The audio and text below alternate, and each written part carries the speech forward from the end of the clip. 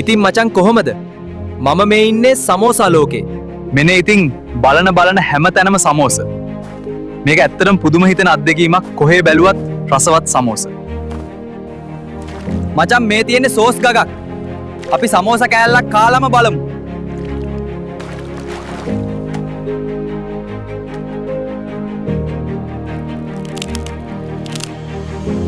මේක නම් ටොප් බඩු.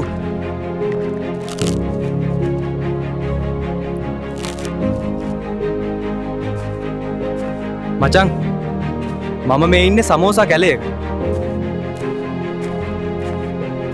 අපි මේ කැලෑවෙනුත් සමෝසා එකක් කාලා බලමුද?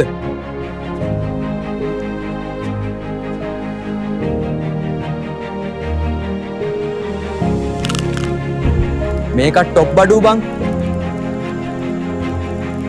මචං මේ තියෙන්නේ සමෝස වලින් හැදිච්ච ගෙදරක්. ඒක ඇත්තටම හරිම අපූරුයි. එහෙනම් අපි ගිහින් බලමු මේ ගෙදර ඇතුලේ මොනවද තියෙන්නේ කියලා. මචං මම ගෙදර ඇතුලේ මේ ඉන්නේ. මේක නම් පිස්සුවක්.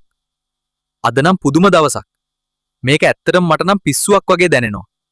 මේ කෝප්පේ හැදිලා තියෙන්නෙත් සමෝසා වලින්. මම තේ ටිකක් බීලම ඉන්නම්. තේ එක නම් ටොප් බඩුවට. වරෙන්කො ටිකක් ඉස්සරහට යන්න.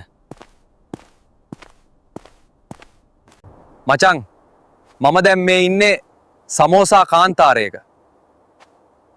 මෙහෙනම් පොළොවත් වේ කියලා ගිහින් අද නම් බඩ පැලෙන්න සමෝසා කෑවා. එහෙනම් මම ගිහින් එන්න.